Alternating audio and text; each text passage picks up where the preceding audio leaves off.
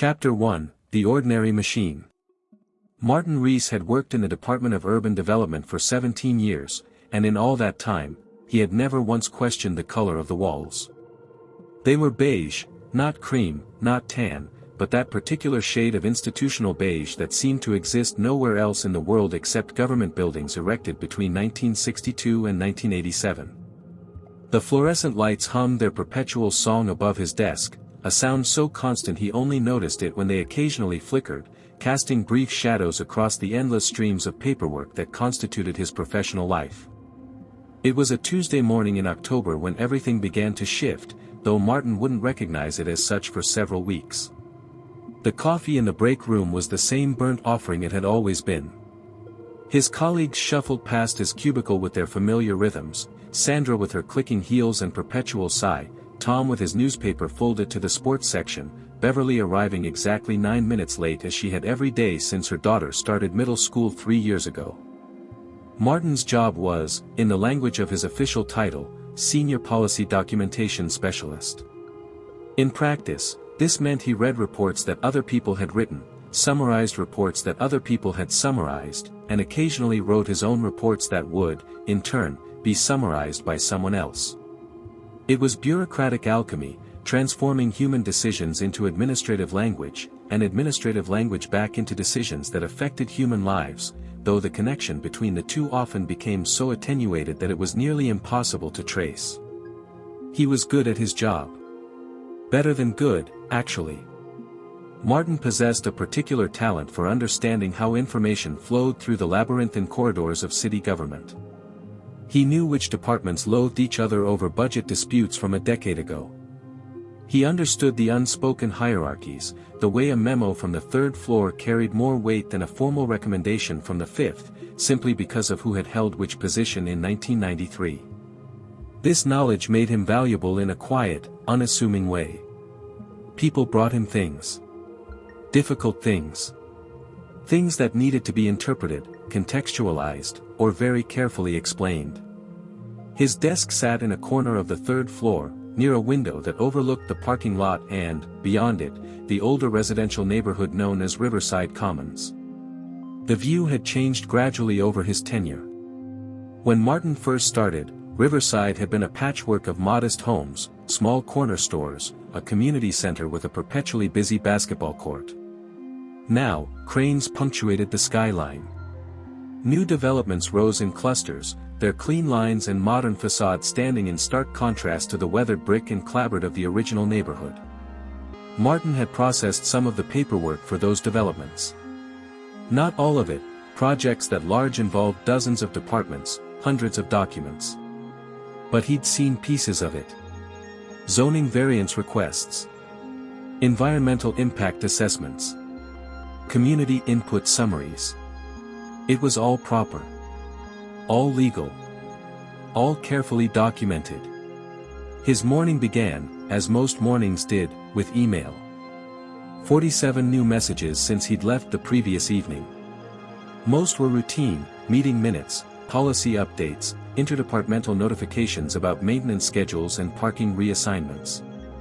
He worked through them methodically, his coffee growing cold in its "world's most adequate employee" mug, a gift from Tom, who fancied himself funny. At 10:23 a.m., Martin received a message from Gerald Hartwell, the Deputy Director of Planning. The subject line read simply, "Historical File Review, Urgent." Gerald wasn't prone to marking things urgent. He was 62, counting down to retirement, and had long ago adopted a philosophy of institutional patience that bordered on geological. If Gerald said something was urgent, it generally meant it should be addressed within the same fiscal quarter. Martin opened the email. "Martin, need you to pull and review all documentation related to Project Riverside, approval phase, circa 2019 to 2020. Complete file assessment. Specifically looking for any interdepartmental communications, impact projections, and advisory notes. This is for a compliance review.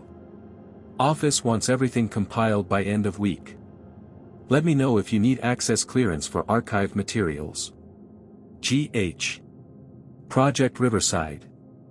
Martin leaned back in his chair, the vinyl creaking beneath him. He remembered it vaguely. It had been one of the larger redevelopment initiatives, the kind that generated thick binders of documentation and required sign-offs from multiple agencies. A public-private partnership to revitalize the Riverside Commons area. New housing, new commercial space, improved infrastructure. The mayor had held a press conference. There had been renderings of smiling families walking past boutique coffee shops and green spaces with improbable numbers of ethnically diverse people playing frisbee. But 2019 was 5 years ago, ancient history in administrative terms. Compliance reviews of projects that old were unusual. Not unheard of, but unusual. Martin typed a brief reply confirming he'd handle it, then rose from his desk. The archived files for projects predating the digital transition 3 years ago were kept in the basement, in a room that had once been a mail sorting facility. He'd need to dig through physical documents, the old-fashioned way. The basement smelled of old paper and industrial cleaning solution.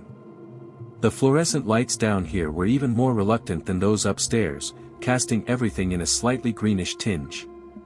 Metal shelving units stretched in long rows, each laden with boxes and binders organized according to a filing system that made sense only to Patricia, who had worked in records management since the Carter administration and guarded her organizational logic with the fervor of a Cold War cryptographer.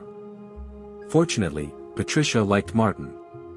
He always remembered to return files when he said he would, and once, years ago, he'd helped her son prepare for a civil service exam.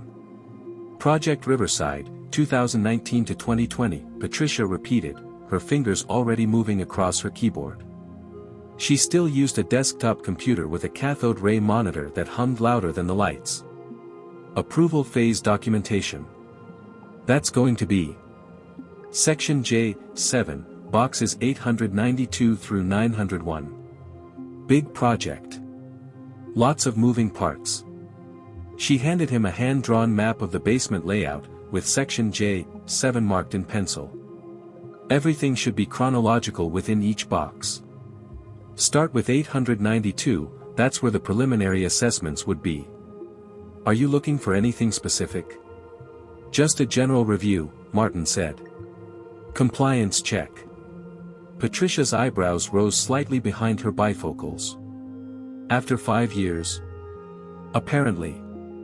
She made a small humming sound that could have meant anything, then returned her attention to her screen, her fingers resuming their rhythmic typing. Martin found Section J, 7 without difficulty. The boxes were indeed chronologically arranged, each labeled with dates and project codes in Patricia's precise handwriting.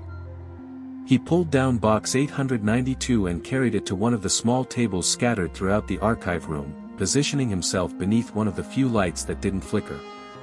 Inside were the earliest documents, project proposals, preliminary budgets, initial site assessments. He'd seen thousands of these over the years. They all followed the same template, used the same language. Stakeholder engagement. Sustainable development. Community benefit. The words had long ago lost any specific meaning for Martin, they were simply the vocabulary of his profession, as standardized as legal boilerplate. He photographed relevant pages with his phone, it was faster than making copies, and moved through the files systematically. Box 893 contained environmental surveys. Box 894 held zoning documentation. Box 895 was full of architectural plans and engineering reports. It was in Box 896, nestled between a traffic impact study and a utilities assessment, that Martin found the folder. It was thinner than the others, perhaps 20 pages, held together with a binder clip that had left rust stains on the edges of the paper. The tab was labeled simply, Internal Assessment, Confidential. Martin opened it. The first page was a cover sheet, marked with a date, March 15, 2020. Below that, a distribution list of names he recognized, department heads, senior administrators, the deputy mayor's office. And at the bottom, stamped in red ink, for internal review only. Not for public distribution. He turned to the second page and began to read. What he found was a memo. 6 pages, single-spaced, written in language far more direct than the careful bureaucratese that characterized most internal documents. It was authored by someone named Dr. Elizabeth Chen, who apparently worked in the Department of Housing and Community Services. Martin didn't recognize the name. The memo was titled, Projected Demographic Displacement Analysis, Project Riverside Development. Martin read slowly, his pulse quickening with each paragraph. The memo laid out, in precise and unflinching detail, exactly what would happen when Project Riverside was completed. Not what might happen. What would happen? It projected that the redevelopment would increase property values in Riverside Commons by 40 to 60% within 3 years. That this increase would render the area unaffordable for approximately 78% of current residents. That these residents, primarily elderly, working class, and minority populations who had lived in the neighborhood for generations, would be forced to relocate. The memo included maps showing where they would likely move, farther from city services, farther from public transportation, into areas with fewer resources and higher crime rates. It estimated the number of families that would be displaced, 4,312. It calculated the impact on local schools, which would lose students and funding. It predicted the closure of long-established local businesses that catered to the current demographic but wouldn't survive the economic transition. It was all there, laid out with academic precision and supported by data, demographic models, economic projections. Every consequence clearly foreseen. Every outcome predicted with brutal accuracy. And on the final page, a section titled Recommendations. Dr. Chen had proposed specific measures to mitigate the displacement. Rent control provisions. Subsidized housing requirements. Community land trusts. Long-term tenant protections.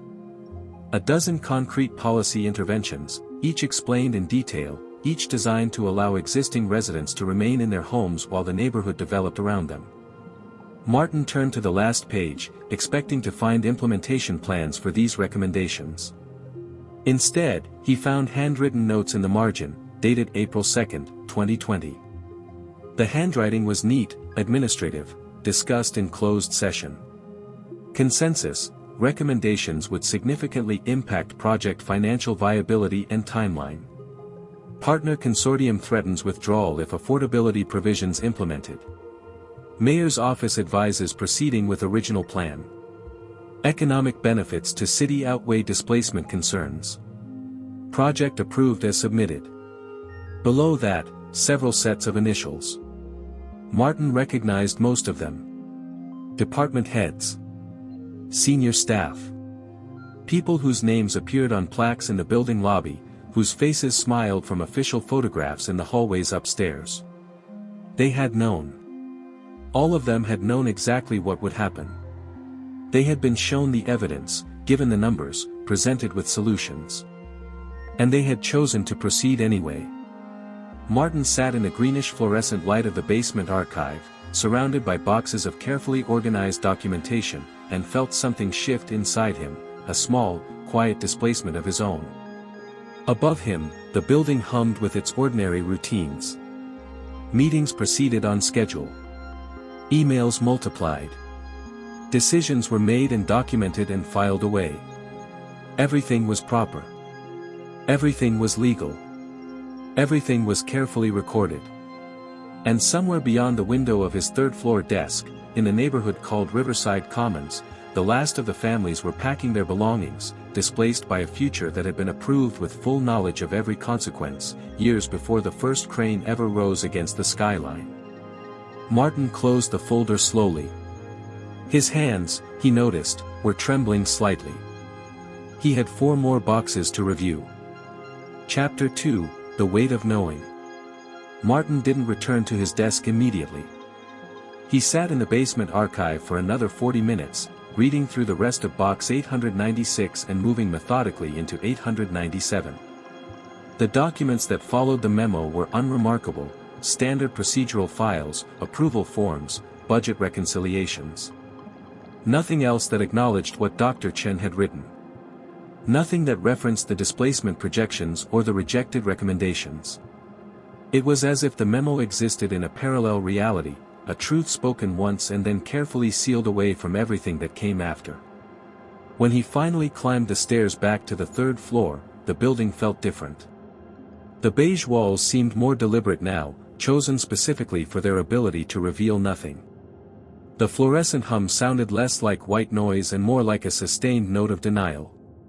His colleagues moved through their routines with the same familiar patterns, but Martin found himself watching them differently, wondering what each of them knew, what documents they'd filed away, what uncomfortable truths they'd learned to ignore.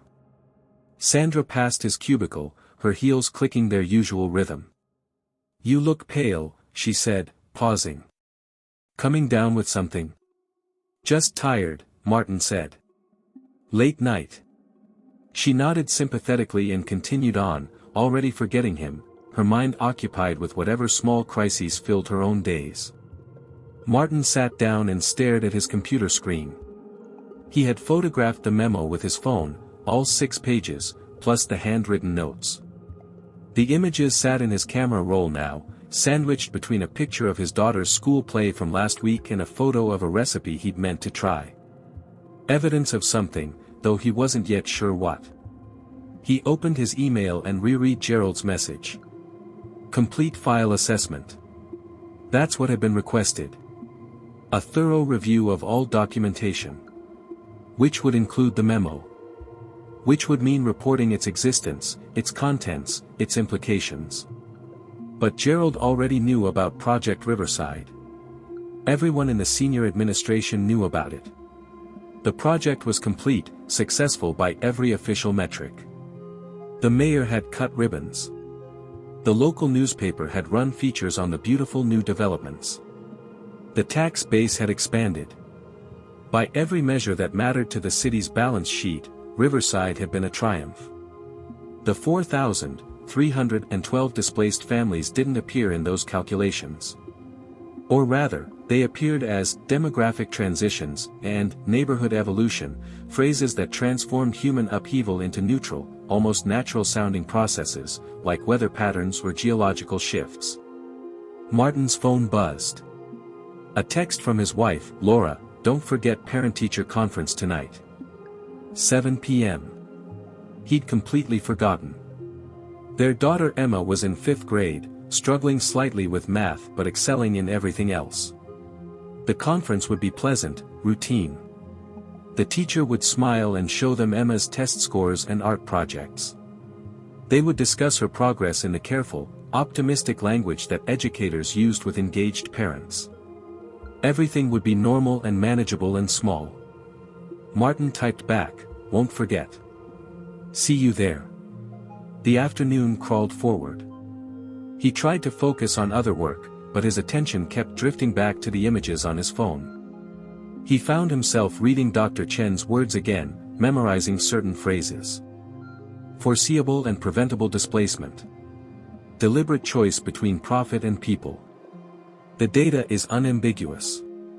At 3:30, he did something he rarely did. He searched the internal staff directory for Dr. Elizabeth Chen. No results found. He tried variations. E. Chen. Beth Chen. Elizabeth Chen Huan. Nothing. He expanded his search to the public city directory, the one accessible to anyone. Still nothing. Finally, he walked down to Human Resources, a department he'd had little reason to visit in years.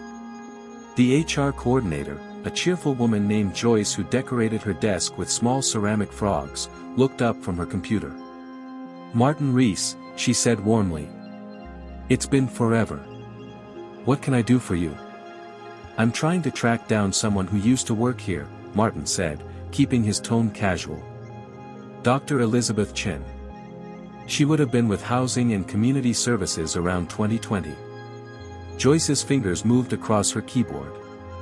Her smile faded slightly. "Elizabeth Chen, let me see." She scrolled through screens, her expression shifting from friendly to puzzled to carefully neutral. "I have her in the system. She was employed from 2018 to 2020. Position was Senior Policy Analyst in Housing. Is there a forwarding contact?" I need to ask her about some documentation from that period. Joyce clicked a few more times, then shook her head.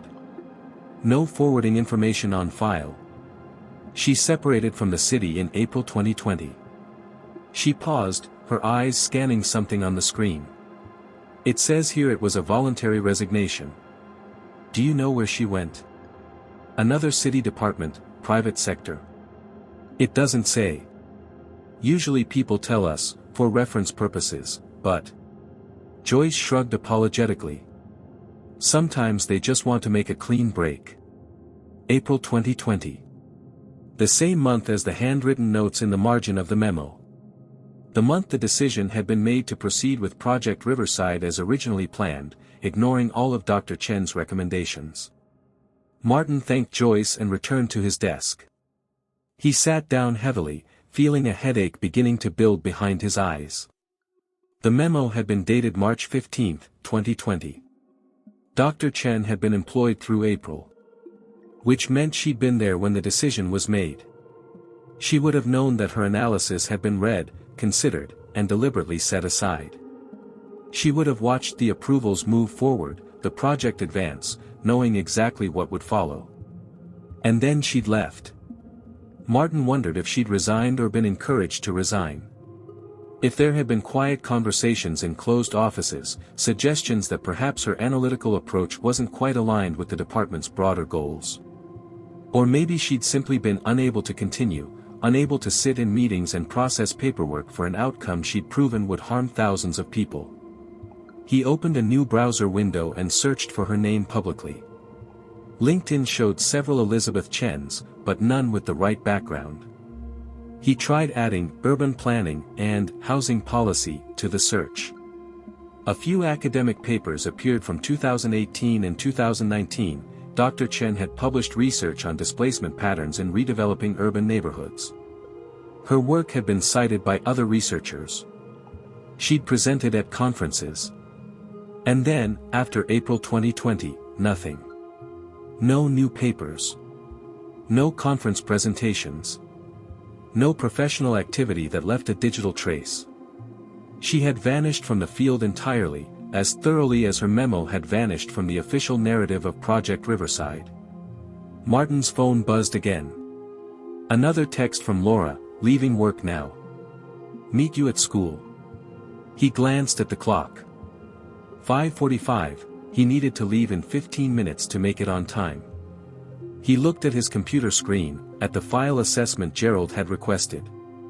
By all reasonable interpretations of that request, he should compile his findings and submit them. The memo was part of the historical file. It was relevant documentation. A complete assessment would include it. But he knew, with the kind of certainty that comes from 17 years of institutional experience, exactly what would happen if he reported it.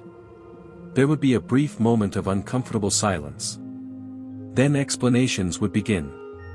The memo would be contextualized, a preliminary analysis, one voice among many, considerations that were weighed against other factors. People would remind him that decisions at this level always involve difficult trade-offs. Someone would mention the tax revenue, the jobs created, the economic development. The phrase, greater good, would appear. The conversation would end with a quiet suggestion that perhaps the compliance review didn't need to be quite so exhaustive, that some historical documents were more relevant than others. And the memo would disappear again, this time permanently, into a disposal process or a restricted file that required clearances he didn't have. Martin shut down his computer. He gathered his jacket and his bag. In his pocket, his phone held 6 photographs of a document that proved people in positions of authority had known exactly what they were doing, had been given alternatives, and had chosen harm anyway. He walked out of the building into the October evening. The air was cool, carrying the first hints of the coming winter. In the parking lot, his car sat in its usual space, unremarkable among dozens of similar vehicles belonging to people who worked similar jobs, processing similar documents, maintaining the ordinary machinery of government. Everything was proper. Everything was legal. Everything was documented. Martin drove toward Emma's school, his hands steady on the wheel, his mind churning with questions he hadn't yet learned how to ask. Above the city, the sky darkened from blue to purple to black. In Riverside Commons, lights came on in the new developments, in apartments and condos occupied by people who had no idea what had been there before, who had never read the memo that had predicted their arrival with such precision. The displacement was complete. The data had been correct. And somewhere, Dr. Elizabeth Chen was living a life that no longer included this work, carrying knowledge she could no longer speak. Martin wondered if that made her free or simply silent. He suspected he was about to find out which. Chapter 3, The Unraveling. The parent-teacher conference was exactly as Martin had anticipated. Emma's teacher, Mrs. Bradshaw, showed them a portfolio of her daughter's work, watercolor paintings of their family dog, a creative writing assignment about a girl who could talk to trees, math worksheets marked with encouraging comments in green pen. Laura asked thoughtful questions about Emma's social development. Martin nodded at appropriate moments and contributed observations that sounded engaged and parental. But part of his mind remained in the basement archive, reading and rereading those 6 pages. Mr. Reese? Mrs. Bradshaw was looking at him expectantly.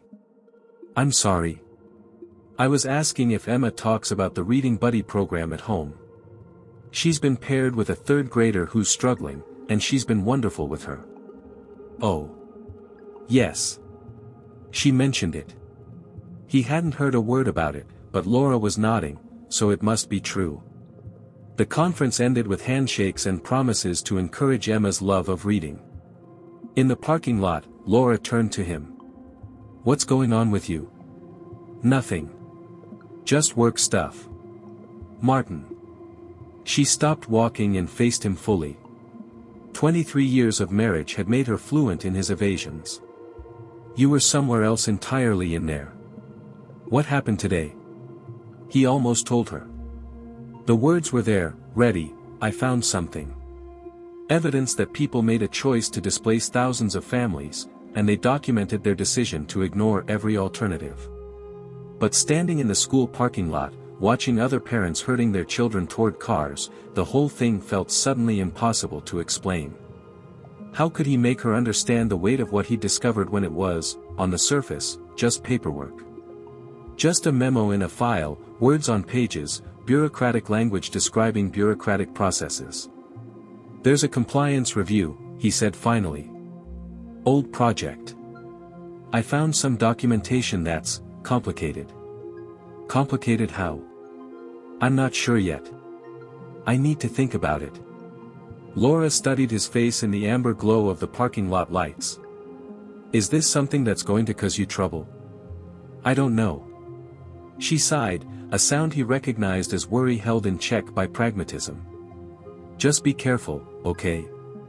We have a mortgage. Emma wants to do summer camp next year. You're 3 years from a full pension. I know. Do you? Her voice was gentle but firm. Because I've seen you do this before. You get focused on something being wrong, and you forget about everything else. Remember the Henderson Bridge inspection report? He did remember. 7 years ago, he'd found discrepancies in safety documentation and spent 3 months trying to get someone to pay attention. Eventually, someone had, the bridge was re-inspected, minor repairs were made, and Martin received a polite email thanking him for his thoroughness. He'd also received a notation in his personnel file about exceeding scope of assigned duties, and had been passed over for a promotion that year. This is different, he said. How? The bridge was incompetence. This is. He struggled for the right word. Intentional. Laura's expression shifted from concern to something harder to read. Martin, you've worked in government for 17 years. Of course it's intentional. Everything is intentional. That's what policy is, people making intentional choices about who benefits and who doesn't. You've always known that. Not like this. Exactly like this. You've just never seen the memo before. Her words hung in the air between them. Other families were driving away now, the parking lot emptying. Somewhere in the distance, a siren wailed briefly before fading. "So I should just file it away?" Martin asked. "Pretend I didn't see it?" "I'm saying you should think carefully about what you're planning to do, and why, and what it will cost." Laura touched his arm. "Come on. Let's go home." They drove separately. Laura had come straight from her job at the county library. Martin followed her taillights through familiar streets, past the coffee shop where they'd had their first date, past the park where Emma had learned to ride a bike, past all the ordinary landmarks of a life that suddenly felt precarious in ways he couldn't quite articulate. At home, Emma was being watched by their neighbor's teenage son, who was studying for the SAT while monitoring her from the couch. Martin paid him, thanked him, and sent him home. Emma was already in her pajamas, reading in bed.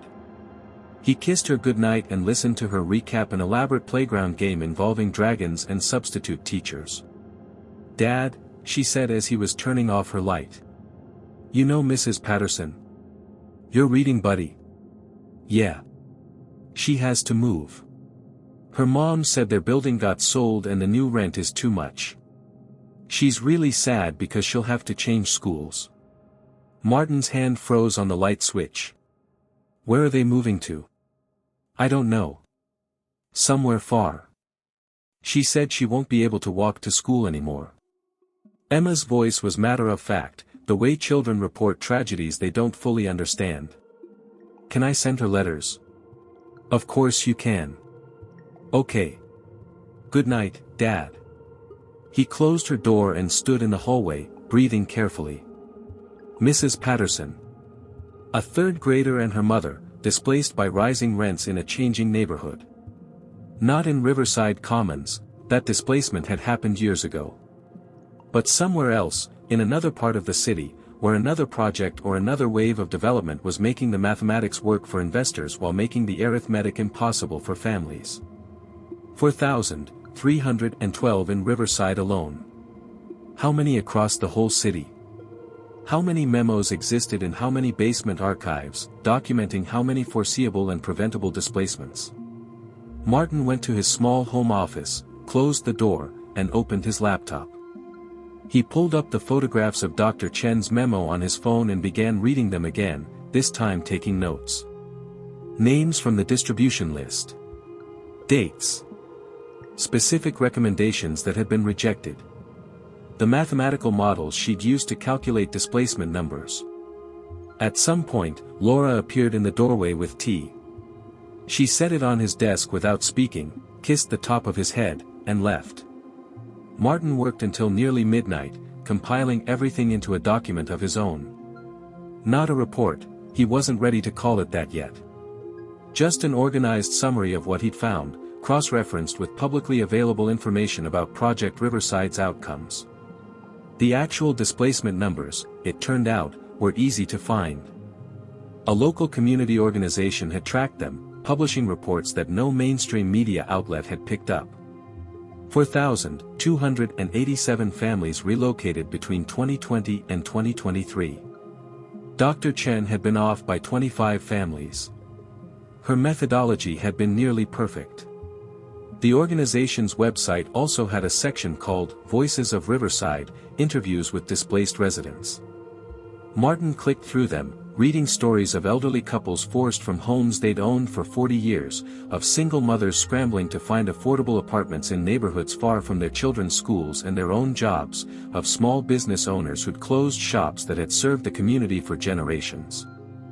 One interview was with a man named James Morrison, 73, who'd lived in Riverside his entire life. They had meetings, he said in the video, his voice steady but his hands trembling slightly. They told us it would be good for the neighborhood. They said there would be affordable units, that people could stay. But the affordable units never came, or there weren't enough, or the requirements didn't match real people. My wife and I, we tried to stay. We applied for everything. But the numbers didn't work. The numbers never work for people like us. The numbers didn't work because the city had rejected the recommendations that would have made them work.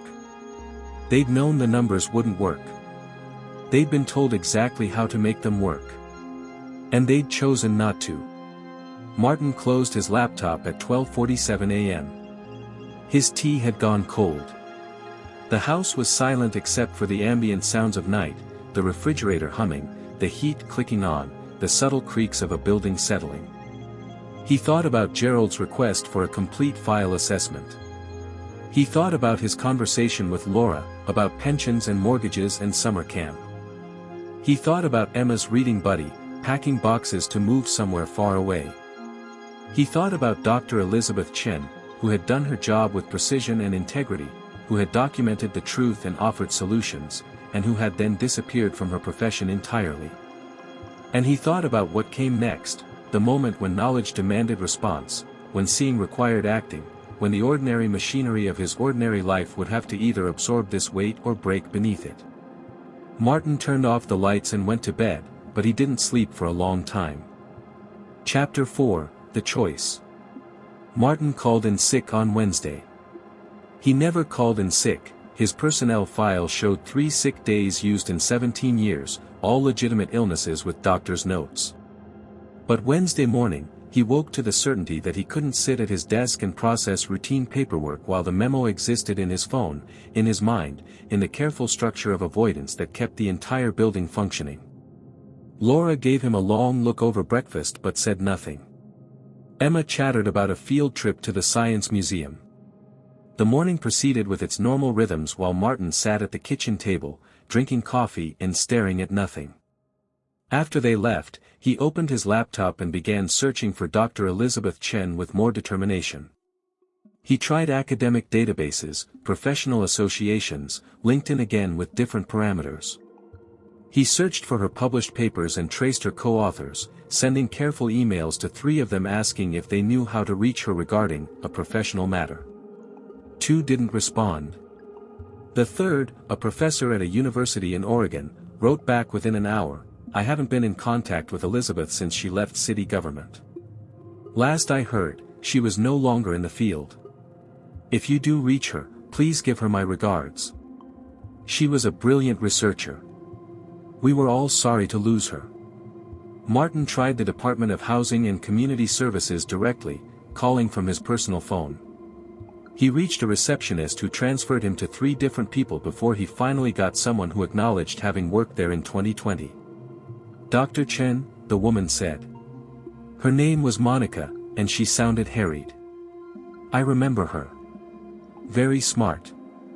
Very thorough. Why are you asking?" "I'm reviewing some of her old project documentation. I'd like to ask her some questions about methodology." There was a pause. "Is this official city business?" "It's a compliance review." Another pause, longer this time. "Look, I probably shouldn't say this, but Elizabeth left under, let's call it difficult circumstances. She had strong opinions about how we should handle displacement issues in redevelopment projects. Strong enough that it created friction with senior leadership. When she resigned, it wasn't exactly voluntary, if you know what I mean. She was forced out." "I didn't say that. I said it wasn't exactly voluntary. There's a difference. She could have stayed if she'd been willing to be more flexible in her analyses. But Elizabeth wasn't built that way. She believed data should drive policy, not the other way around." Monica's voice dropped slightly. "Between you and me, she was right about Riverside. Everything she said would happen, happened. But being right doesn't matter much when you're telling people things they don't want to hear." "Do you know where she went?" "No idea. She didn't keep in touch with anyone from the department. I think she was pretty burned out on the whole thing." A phone rang in the background. "I need to go. Good luck with your compliance review." The line went dead. Martin sat with his phone in his hand, Monica's words echoing. Being right doesn't matter much when you're telling people things they don't want to hear. At 2 p.m., Gerald Hartwell called him. "Martin, you feeling all right? Sandra said you called in sick." "Just a stomach thing. I'll be back tomorrow." "Good, good. Listen, how's that file review coming? I know I said end of week, but the director's office is asking about it. Any chance you could have something preliminary by tomorrow? Martin's pulse quickened. What specifically are they looking for? Just confirmation that all the documentation is in order. Standard compliance stuff. Nothing complicated. Gerald, there's a memo in the files. An internal assessment from March 2020. It projects displacement numbers for the Riverside project. The numbers are significant. Silence on the line. Then, what kind of memo? A detailed analysis by Dr. Elizabeth Chen from Housing. It includes recommendations for mitigation that weren't implemented. More silence. Martin could hear Gerald breathing, could almost hear him thinking. Martin, let me ask you something. What do you think the purpose of this compliance review is? To assess the completeness of project documentation. Right. Completeness. We're making sure we have proper records, that everything was filed correctly, that the procedural requirements were met. We're not relitigating policy decisions made 5 years ago by people well above our pay grade. You understand the distinction? The memo is part of the documentation. The memo was one input among many. Decisions at this level involve balancing multiple considerations. You know how this works. I do know how it works. That's the problem. Another pause. When Gerald spoke again, his voice had shifted, less collegial, more formal. Martin, you're a good employee. Reliable. I've always appreciated that about you. But I need you to think carefully about what you're doing here. This project is complete. It's been successful by every official metric. The people who made these decisions aren't going to thank you for dredging up internal deliberations from half a decade ago. 4,000 families were displaced. The memo proves it was foreseeable and preventable. 4,000 families relocated to other housing. The neighborhood was revitalized. The tax base expanded. These are complicated issues with legitimate disagreements about the best approach. It's not a disagreement when one side has data and recommendations and the other side ignores them because it's financially inconvenient. Martin. Gerald's voice was tight now, controlled. I'm going to pretend we didn't have this conversation. I'm going to give you until Friday to submit a clean compliance review that confirms the documentation is in order. What you do with any ancillary findings is your choice, but understand that raising issues about completed projects reflects poorly on your judgment and your understanding of your role. Do we have an understanding? Martin's hand was shaking. Yes. Good. Feel better. I'll see you tomorrow. The call ended. Martin set down his phone and walked to the window. Outside, the day was bright and cold. A neighbor was raking leaves. A delivery truck rumbled past. Everything normal, everything ordinary. He thought about Dr. Chen, forced out for being inflexible in her analyses. He thought about Monica's words, being right doesn't matter much. He thought about his conversation with Laura, about pensions and mortgages and the cost of principal. And then he thought about Emma's reading buddy, about James Morrison at 73 with trembling hands, about 4,000 families whose displacement had been predicted with scientific precision and approved anyway. Martin returned to his laptop. He opened a new document and began to write, his fingers moving with a certainty that surprised him. Not a compliance review. Not a summary for Gerald's office.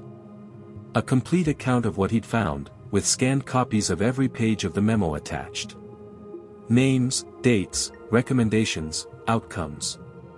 A clear narrative of institutional knowledge and institutional choice. He worked through the afternoon, through dinner that he forgot to eat, through the evening. Laura came home and read over his shoulder without speaking. When he finally finished, just after 9 p.m., she put her hand on his shoulder. You know what will happen if you send this? I know.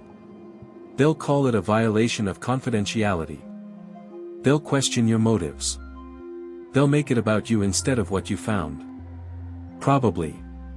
You'll lose your job. Maybe not immediately, but eventually. They'll find a reason. I know. Laura was quiet for a long moment. Then she said, that memo should never have existed. Not because Chen wrote it, but because the situation it described should never have been allowed to happen.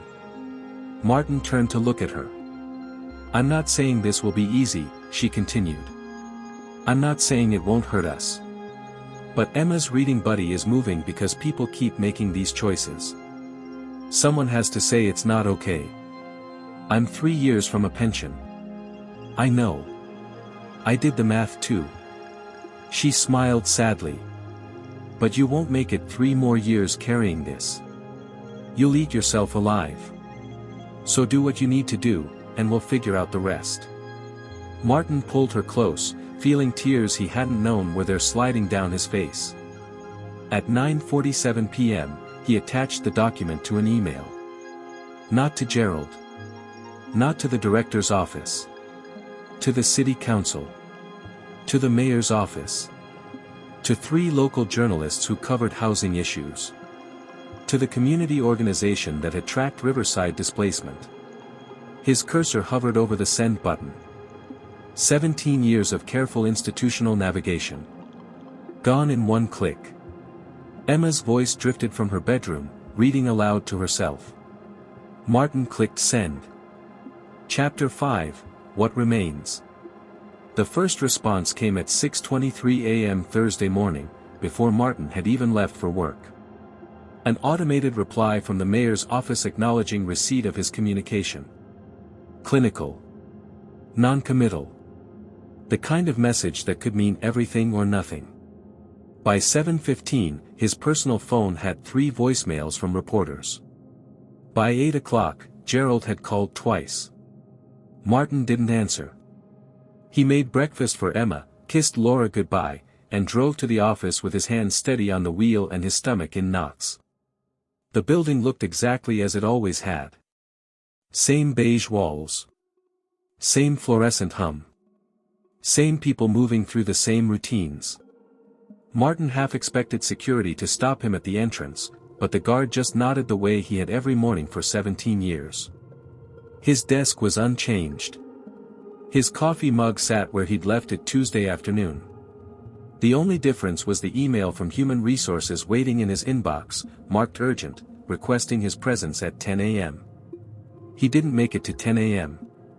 At 9:17, Gerald appeared at his cubicle with 2 people Martin didn't recognize, a woman from legal and a man from the city administrator's office. They asked him to come with them. Not unkindly, but not as a request either. The meeting room was small and windowless. They sat across from him with a folder that Martin recognized as his personnel file. The woman from legal did most of the talking. He had violated confidentiality protocols. He had accessed restricted documents without proper authorization. He had distributed internal communications outside approved channels. Each phrase was delivered calmly, factually, like items on a grocery list. The memo was part of the official project file, Martin said. I was conducting an authorized compliance review. The memo was marked for internal review only, legal replied. Distribution outside the department requires clearance you don't have. The public has a right to know. The public has access to all documentation that went through proper disclosure processes. Internal deliberative materials are protected precisely so that city staff can have frank conversations about complex issues without fear that every preliminary analysis will be weaponized. This wasn't preliminary. It was a complete analysis with specific recommendations that were rejected. Policy decisions are made by elected officials and senior administrators, not by individual analysts. Dr. Chen provided input. That input was considered along with many other factors. The decision-makers chose a different path. That's how government works. The man from the city administrator's office leaned forward. Mr. Reese, no one questions your intentions. But you've put the city in a very difficult position. The media is already running with this story, framing it in ways that ignore the complexity of urban development policy. You've damaged public trust in city government. I've revealed that city government knowingly displaced thousands of families. You've revealed that difficult decisions involve trade-offs. Something everyone already knew. The meeting lasted 47 minutes.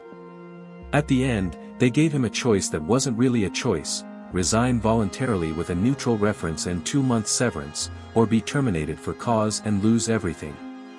He resigned. They escorted him back to his desk to collect personal items. Sandra pretended not to watch. Tom buried himself in his newspaper. Beverly arrived 9 minutes late and froze when she saw him packing, her expression confused and careful. Martin left the building at 10:35 a.m., carrying a box with his coffee mug, 3 framed photos of Emma, and a plant that had somehow survived 17 years of fluorescent light. The story broke fully that afternoon. 2 of the journalists ran with it. The headlines were everything legal had predicted: city officials' new development would displace thousands. Internal memo reveals affordable housing recommendations rejected. The mayor's office issued a statement by 3 p.m. The memo represented one perspective among many. All decisions were made in accordance with applicable laws and regulations. The city remained committed to balanced development that served all residents. An internal review would examine document classification protocols to prevent future unauthorized disclosures. Dr. Elizabeth Chen's name appeared in some of the coverage. Reporters tried to reach her. None succeeded. She remained absent from the story she had tried to tell 5 years earlier. The community organization that had tracked displacement held a press conference. James Morrison spoke, his hand still trembling slightly, his voice still steady. "We tried to tell people what was happening. Nobody wanted to listen. Now there's proof they knew all along, and I guarantee you nothing will change. They'll do it again in the next neighborhood, and the next, because the memo doesn't matter. What matters is who has power and who doesn't." Martin watched the coverage from his living room. Laura sat beside him, Emma doing homework at the kitchen table, unaware that her father's career had ended that morning. "Do you regret it?" Laura asked quietly. Martin thought about the question. About Dr. Chen, disappeared into silence. About 4,000 families, scattered across the city in neighborhoods farther from opportunity. About the next development project already in planning, the next memo that would be written and filed and ignored. "No," he said finally. "But I'm not sure it matters. It matters that you tried. Does it? Nothing changes." Morrison was right. The story will fade. The city will issue new policies that sound good on paper. And the next time someone finds evidence of what's really happening, they'll remember what happened to me and keep quiet. Laura took his hand. "Maybe. Or maybe someone won't. Maybe someone will see that you did this and decide they can too. You can't know what matters until years later, when you see what grows from it." The story did fade, as stories do. Within a week, it was no longer front-page news. Within 2 weeks, it had moved to occasional editorial mentions. Within a month, something else had captured public attention entirely. Martin found part-time work doing policy analysis for a non-profit advocacy group. The pay was less than half his city salary. They had to refinance the mortgage, cancel the summer camp, adjust their expectations of what their life would look like. But something unexpected happened. People contacted him. Other city employees, current and former, who'd found things over the years. Evidence of decisions made with full knowledge of consequences.